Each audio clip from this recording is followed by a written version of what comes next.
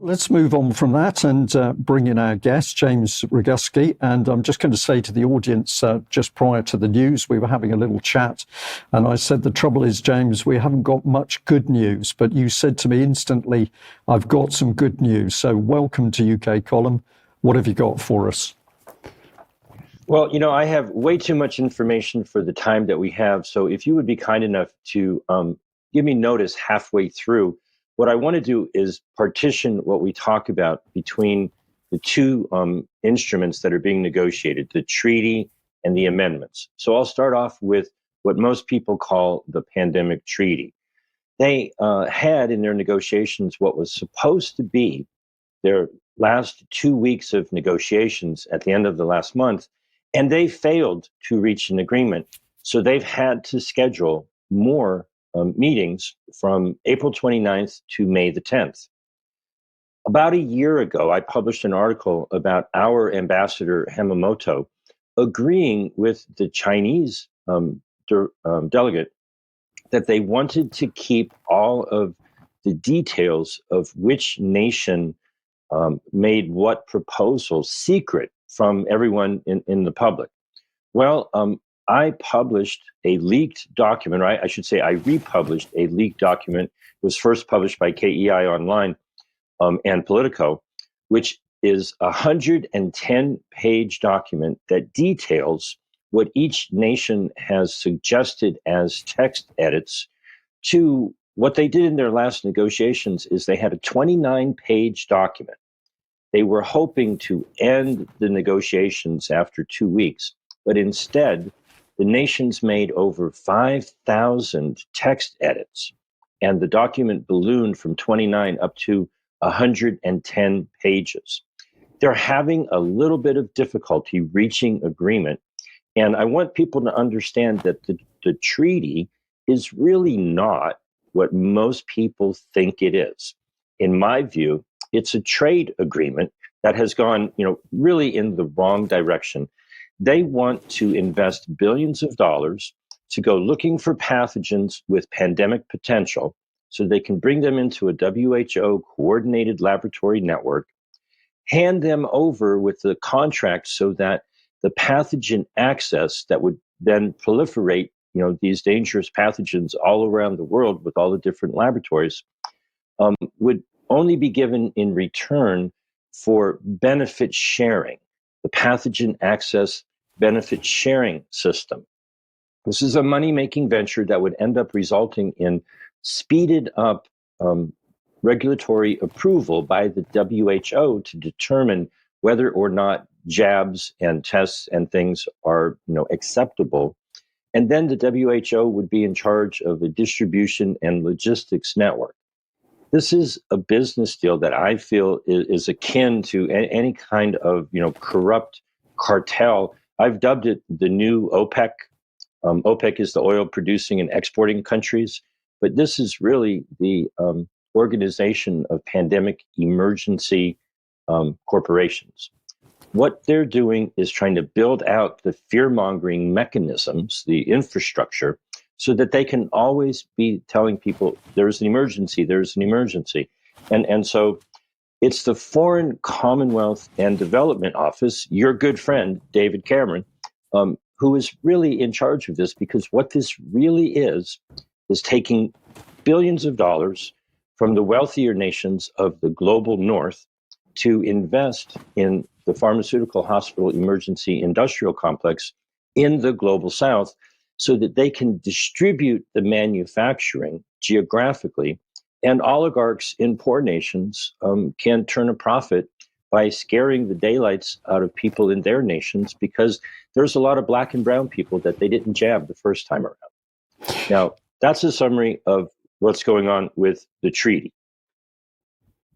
That's excellent. And I'll keep going. If you I'll just give you the introduction to do it. So that's what they're up to, but you're finding that they're not meeting all their timescales, and you've now been able to look at information which they prefer to have hidden. Is that correct? That's correct. Everyone can view that information at stopthetreaty.org. And if you like, I'll keep going with the other negotiations, the amendments. 4 weeks ago, actually a little bit more than that, I obtained a similar document for what is being negotiated with the amendments. Now, for me, that was kind of like the holy grail. I was actually looking for a new version of the treaty, and I stumbled upon this document on one of the Geneva organizations that's, part of the inner circle. They get access to the things that we're not allowed to see. And so you can find that document on rejecttheamendments.com. So the first one was stopthetreaty.org. This is rejecttheamendments.com. And again, what's in the document is dramatically different than what was presented originally a year ago. And I want everyone to understand all of the information that we've ever been allowed to see is a year old. And so after a year's worth of negotiations, I got lucky and I found the February 9th negotiating text. Now, I know we don't have time to really get into this discussion, but the difference in terminology between the word isolation and quarantine, the common language understanding of those words, if you read the 2005 definition of those words, it's exactly the opposite of what most people think. Isolation is what most people think, well, I'm going to go hide in my room somewhere. And quarantine, most people think, well, if someone's sick, they put them in quarantine. But the legal definition in the 2005 IHR is exactly the opposite. And so what they have added quietly, that's not in the original documents, is they want to add strengthening language to enable nations to quarantine international travelers as appropriate. Now, I think the terms as appropriate are a little too vague for my liking, but even with that, what would they be using as a criteria to determine whether or not an entire vessel, they call it a conveyance, a cruise ship, an airplane, a train, a bus, any kind of vehicle. Isolation in their language is what they do to people who are ill.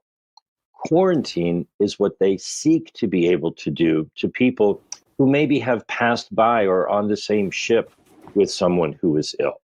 It is an exponential strengthening. And this is where everybody gets it backwards. That is not an attack on national sovereignty.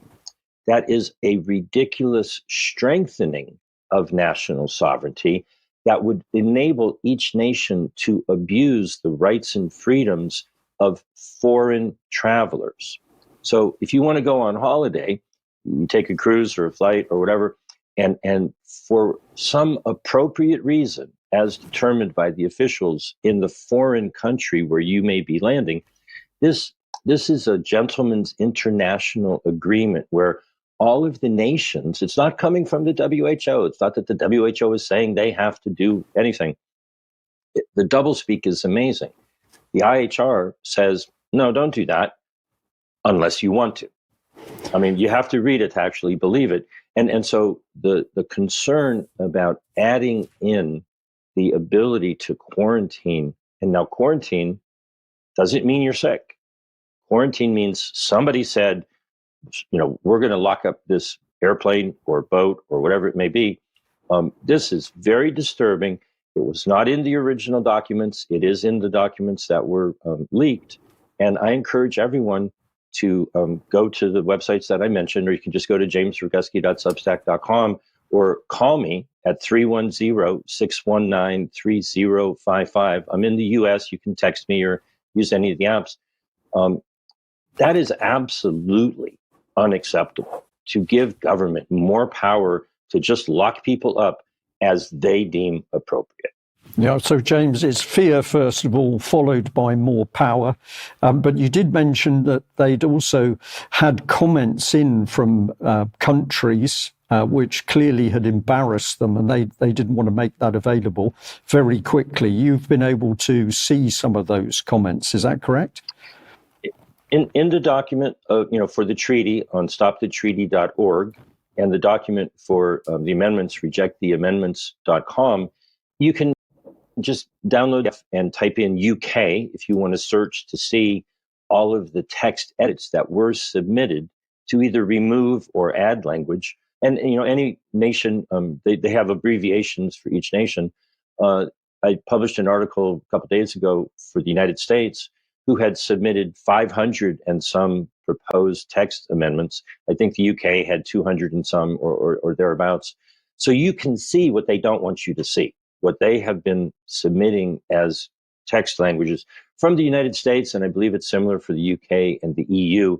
Very, very, very much of it is in support of protections for the pharmaceutical companies, just basically, in short, to protect their profits in these negotiations. It's not about health for the people. This is a transfer of wealth, from poor people in rich nations to rich people in poor nations. James, thank you very much. Well, let's